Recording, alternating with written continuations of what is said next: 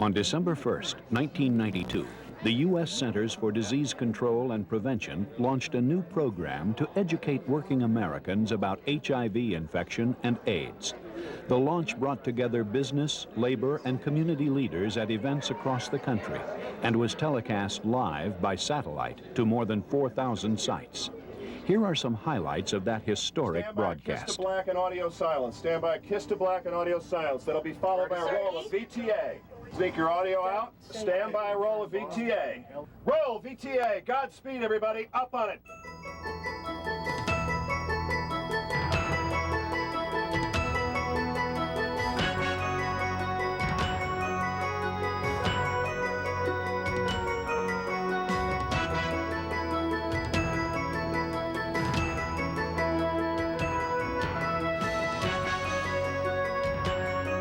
Live from the U.S. Centers for Disease Control and Prevention in Atlanta, Georgia, on World AIDS Day, the launch of Business Responds to AIDS.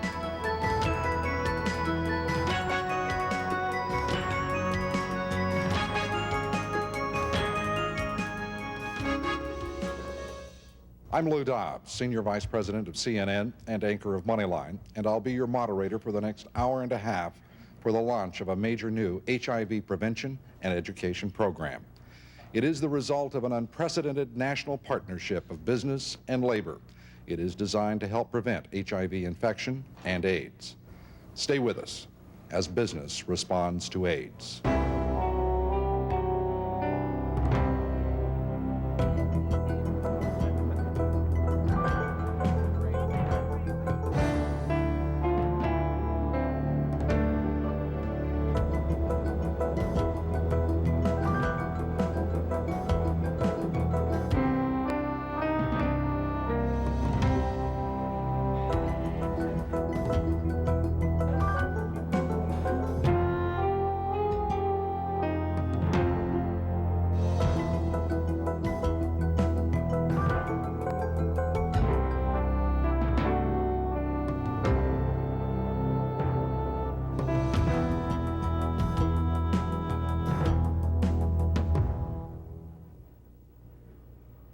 Dr. William Roper, head of the CDC, was on hand to formally launch the program. I'm proud today to announce a new phase in our efforts to prevent HIV infection in the United States. Business Responds to AIDS is a national partnership of business, labor, AIDS service organizations, and the federal government to expand our HIV prevention program into America's workplaces. Business Responds to AIDS is a comprehensive program to enhance HIV education on the job and to strengthen business and labor links to the community in responding to this disease. The fundamentals of business Close to 50 business and labor partners participated in designing the BRTA program. 6 of them came to the podium to express their support. Douglas Holloway is Executive Vice President of Wells Fargo and Company. Gib Ford is President and CEO of Converse.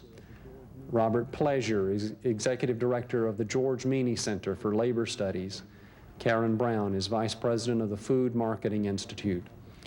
Rhonda Brown is Chairperson of Brown Office Systems, and Lee Smith is Chairperson of the National Leadership Coalition on AIDS. Dr. James Curran, the CDC's Associate Director for HIV and AIDS, described the components of the program. It includes the most crucial elements for meeting the challenge of HIV infection and AIDS in the workplace: policy development, training of supervisors and labor leaders, employee education, family education, and volunteerism and community service. Being prepared is the best way to respond to AIDS in the workplace. Developing a written AIDS policy before it is needed will help ensure that issues related to AIDS are handled in a business-like manner before there's a crisis. The second key element is training. Supervisors and other employees need to know and understand the company and union policies in order to implement them. Third is employee education. American business can provide direct access to more than 121 million people in the workplace. Company-sponsored family education can get vital information into homes and communities and reinforce AIDS education efforts in our schools. The final key element is volunteerism and community service. Many communities have responded heroically to the AIDS challenge, but they need our help. HIV activities may not seem like business as usual for you, but CDC and our partners are here to help. Business Response to AIDS is offering services to provide vital support for all of these activities.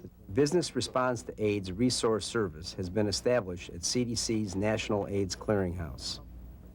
Reference specialists will help companies identify appropriate materials and programs for their employees.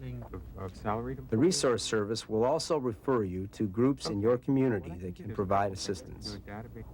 The Manager's Kit and the Labor Leader's Kit are educational materials specifically produced for Business Response to AIDS.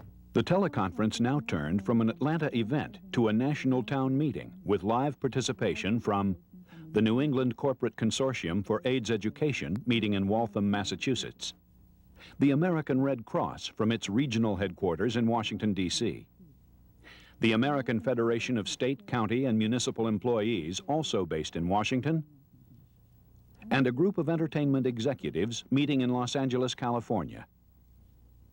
At Bentley College in Waltham, the keynote speaker was McAllister Booth, chairman and CEO of Polaroid. What can American business do? As business leaders, we must persuade the ablest people in our communities, our nation, and our world to take responsibility for confronting and defeating this nearly overwhelming public health crisis. And we must do everything in our power to keep hope alive. Our goal must be clear and unambiguous. We must rid the world of AIDS. At American Red Cross headquarters in Washington, HIV Director Mary Cotton talked with Dr. Robert Davies of Nationwide Insurance. We knew it would be important to have our policy understood at all levels of our organization so that we'd be able to handle in a rational way, day by day, online, real-time problems as they occur. AIDS, HIV/AIDS education and understanding is a survival tool in the 90s and beyond for ourselves, our employees, and our families. Any questions or concerns at your senior management level, issues that they brought up? If we acknowledged HIV/AIDS as a workplace problem, would we be liable in some way for workers' compensation problems or something like that? Actually, it turns out that the liability is greater if you don't do something about HIV/AIDS education at the worksite. The segment also featured an interview with Red Cross Director Elizabeth Dole.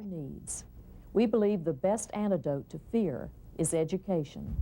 Once the facts about HIV and AIDS are understood, dealing with them in the workplace with common sense and compassion can become a reality. In Washington, D.C., at AFSCME headquarters, the speaker was AFSCME President Gerald McEntee. We organized this meeting of labor leaders in order to talk about why it is important for the labor movement to be heavily involved in fighting AIDS, and why it is important for labor and management to work together around these issues. For those unions and businesses that need help in dealing with AIDS in the workplace, we are also taking this opportunity to offer any assistance we can provide.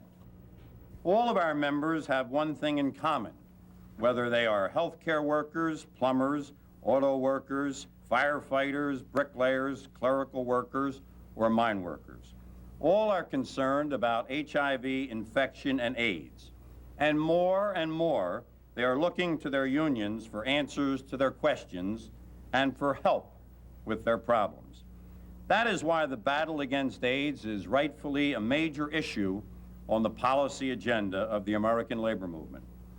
In Los Angeles, there was a special meeting of radio, television, and film executives hosted by Mike Green.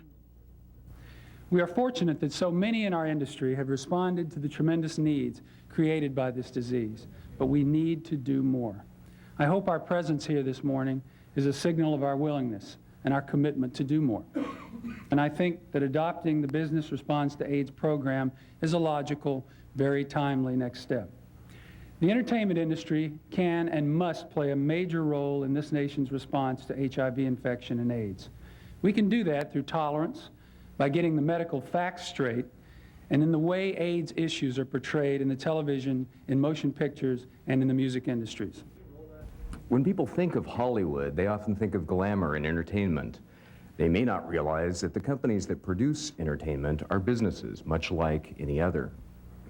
Studies have shown that workplace AIDS education, such as that proposed in the Business Response to AIDS program, is the single most effective means of educating people about AIDS. It's really a pleasure to be here this morning. The Ribbon Project carries a very simple and effective message. It says, I'm in support of people living with AIDS, and I'm in support of all the wonderful people and organizations trying to do something about HIV infection and AIDS. To show their support, entertainers and industry executives have worn the red ribbon at numerous award shows. So please carry on the good work. Do as much as you can. Be a volunteer. Love somebody with AIDS. Help somebody with AIDS. Do the best you can, and you'll feel better about yourself. The conference participants next heard from two top health officials. You've heard from business. You've heard from labor. I'm here to extend the full support of the public health community and to welcome you on board as partners in the fight against HIV/AIDS. Preventing HIV infection and AIDS means saving people's lives. It means preventing spread of the disease among men and women, among children, and in communities all over America and the world. I'm Dushan Angus. Representing his Rotary chapter, Dushan Dude Angius showed a film excerpt that touched everyone who saw it. 3 years ago, Dude Angus was the incoming president of the Los Altos chapter of Rotary. Because the tragedy of AIDS had touched his own family, Dude asked club members to help him start an AIDS project. During that project, the Los Altos Club learned that AIDS had struck even closer to home. Walter Singer was known as Mr. Los Altos. When the cameras were rolling at a Rotary lunch, Walter stunned the audience. Back in January of '84, I suffered a heart attack. I went to the hospital. Well, he talked for several minutes about the heart attack, then the heart bypass, and the blood transfusions he needed, and how everything seemed to be fine until last spring, and then one day his doctor called him in. And he says, you're one of 4 patients who is a positive carrier of HIV. I said, what does that mean in time? And he says, anywhere from 2 to 4 years. So I thought I'd like to share that with you and let you know that I've been walking around with this.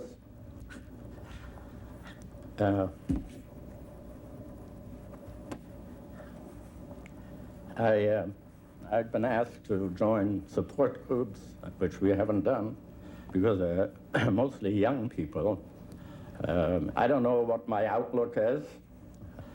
And the thing I like to ask my fellow Rotarians here, maybe you like to be my support group. Thank you.